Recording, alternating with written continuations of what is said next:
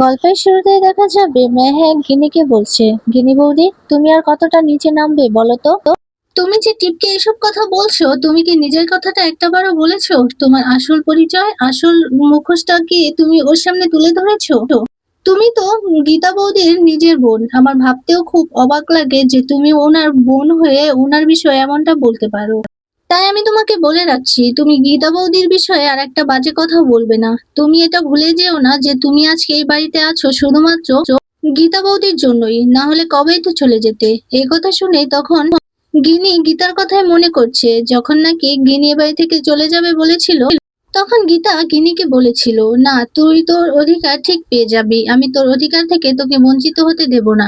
এগুলোই ভাবতে থাকে গিনি। আর তখন দেখা যাবে মেহেক বলছে, সো তুমি সবকিছু মনে রাখো, ভুলে যেও না এভাবে। এই কথা বলে তখন টিপের কাছে গিয়ে বলছে, টিপ তুমি আমার সম্পর্কে ননদ হও, হয়তো আমি তোমার ছোট বয়সে, কিন্তু সম্পর্কের দিক থেকে আমি তোমার বড়। তুমি গেস্ট আমাদের বাড়িতে, তোমার ভালোবাসার সম্মান জানিয়েছে গীতা বৌদি, সেই কারণেই কিন্তু তোমাকে এ বাড়িতে আনা হয়েছে। তাই আমি তোমাকে বলবো, তুমি এসব বিষয়ে নিজেকে জড়িও না।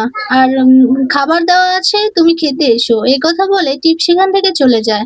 তখন গিনি বলছে, না তুমি ছাড়বে না, তোমার অধিকার তুমি ছাড়বে না।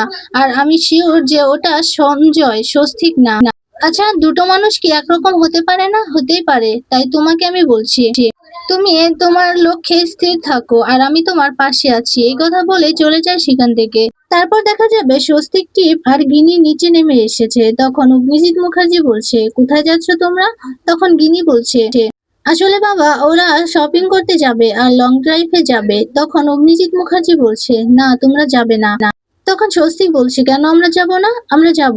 তখন অগ্নিজিৎ মুখার্জি বলছে, না তুমি যাবে না, কারণ তোমার স্ত্রী গীতা, তাই তুমি অন্য নারীকে নিয়ে এভাবে শপিং করতে যেতে পারো না।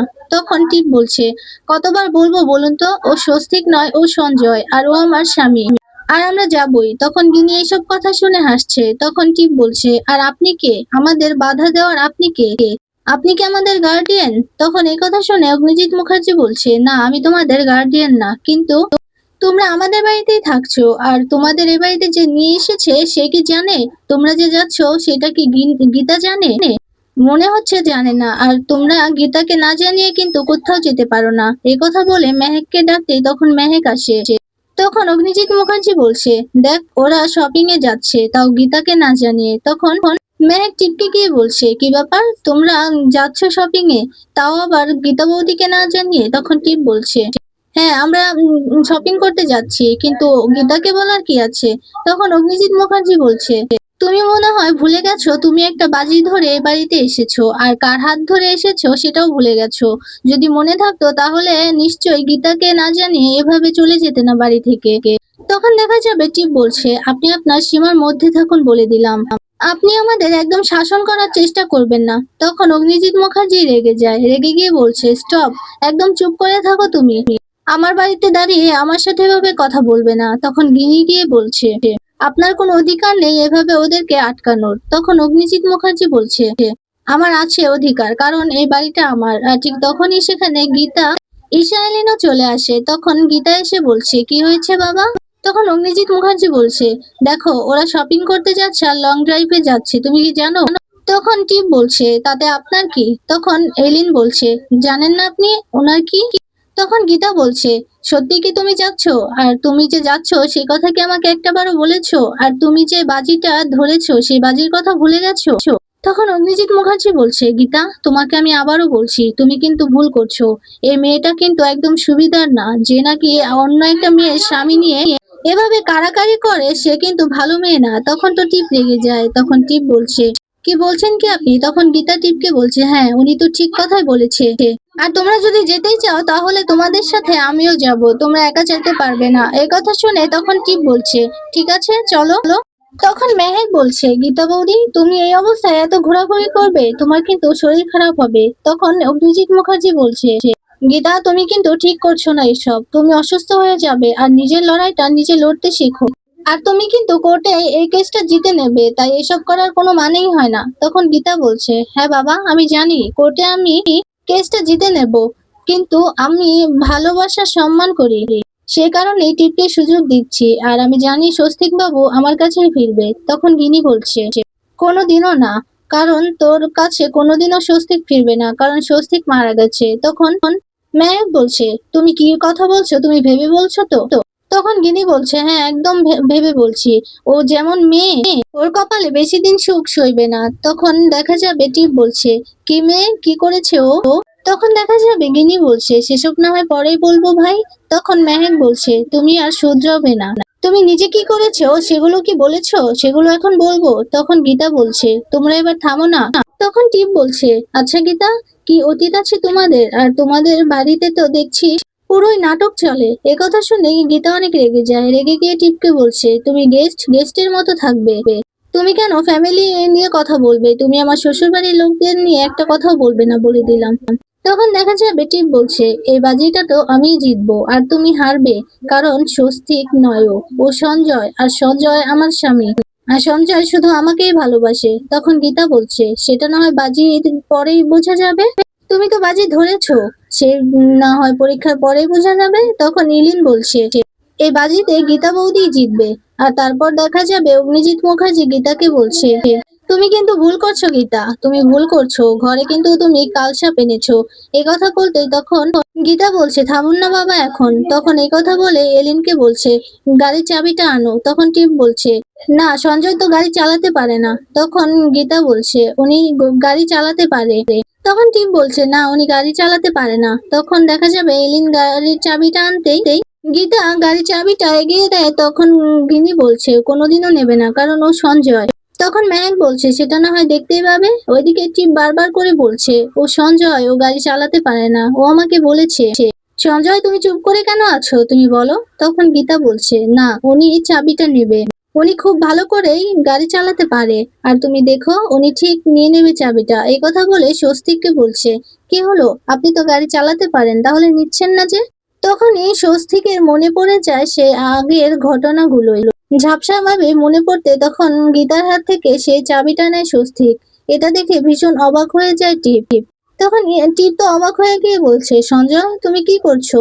তুমি তো গাড়ি চালাতে পারো না, তাহলে চাবিটা কেন নিচ্ছ? ওইদিকে চাবিটা নেওয়া দেখে তো গিন্নি অনেক অবাক হয়ে যায়, আর মেহেক হাসছে। তখন দেখা যাবে স্বস্তিক বলছে, তুমি এসো, আমি যাচ্ছি গাড়ি বের করতে। এই কথা বলেই চলে যায়। তখন টিপ বলছে, ও কি করে জানলো গাড়ি কোথায় রাখা আছে? তখন অগ্নিজিৎ মুখার্জি বলছে, সেটা না হয় তুমি মিলিয়ে নাও। তখন টিপ বলছে, গাড়ি কোথায় থাকে সেটা না হয় বুঝে নেবে, কিন্তু গাড়ি তো চালাতে পারে না, তাহলে চাবিটা কেন নিল? এই কথা বলে তখন গীতাকে জিজ্ঞেস করছে, আচ্ছা আমি তো বলছি ও সঞ্জয়, তারপরও কেন তোমরা ওকে প্রমাণ করতে চাইছো যে ও স্বস্তিক? তখন অগ্নিজিৎ মুখার্জি বলছে, তোমাদের দেরি হয়ে যাচ্ছে তো, যাও। কথা বলতে দুজনেই বেরিয়ে যায়। তখন দেখা যাবে স্বস্তিক গাড়ির সামনে দাঁড়িয়ে আছে। তখন গীতাকে দেখে বলছে, উনি উনি কোথায় যাচ্ছে আমাদের সাথে? তখন টিপ বলছে, উনিও আমাদের সাথে যাবে। তখন স্বস্তিক বলছে, না আমরা স্বামী স্ত্রী যাব শপিং করতে, সেখানে উনি কেন যাবে? তখন টিপ বলছে, দেখলে তো গীতা, নিজের মুখেই শুনলে। তখন গীতা বলছে, শোনো, এটাই কিন্তু প্রমাণ হয় না যে উনি স্বস্তিক বাবু নন। আর তোমরা ভুলে যেও না, তোমরা কিন্তু বাজি ধরে এই বাড়িতে এসেছো, আমি কিন্তু চাইনি বাজি ধরতে।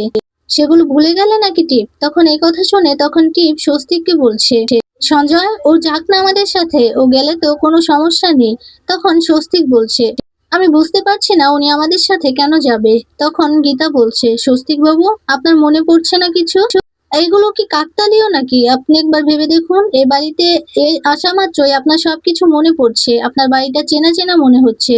স্বস্তিক বাবু যে খাবারগুলো খায় সেই খাবারগুলো আপনি খেয়েছেন, আপনার পছন্দের সেই খাবারগুলো।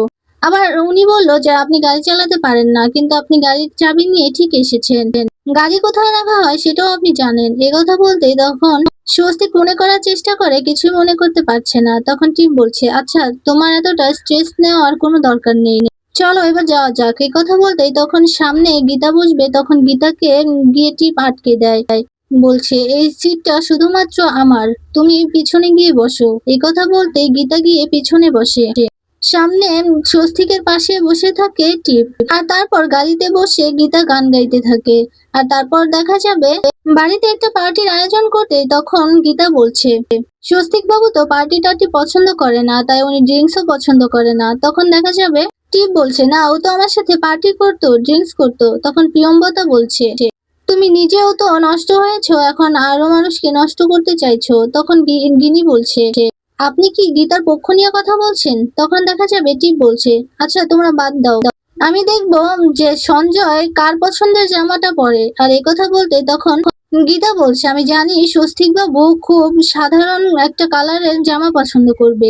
এই কথা বলতে তখন সামনে রাখা সব জামা কাপড় থেকে একটা হালকা রঙের শার্ট বের করে তখন স্বস্তিক বলছে, আমার হালকা রং খুব পছন্দের, আর এই কালারটাই আমি খুব কমফোর্টেবল ফিল করি, এই কালারটা আমার খুবই পছন্দের। এই কথা বলে একটা শার্ট হাতে নিতে অনেক অবাক হয়ে যায় টিপ, আর ওইদিকে হাসতে থাকে গীতা। আর তখন টিপ তো অবাক দৃষ্টিতে তাকিয়ে থাকে স্বস্তিকের দিকে, আর এদিকে গীতা বলছে, দেখলে তো টিপ, আমি বলেছিলাম না, আমি স্বস্তিক বাবুর পছন্দ চিনি, তাই আমি বলছি উনি স্বস্তিক, উনি আমার স্বস্তিক বাবু, উনি আমার শ্বশুর মশাইয়ের ছেলে স্বস্তিক মুখার্জি। এখন তো আর কোনো সংশয় নেই, আর কোনো সন্দেহ নেই যে উনি স্বস্তিক মুখার্জি। এবার আমার কথা মিললো তো টিপ চ্যাটার্জি?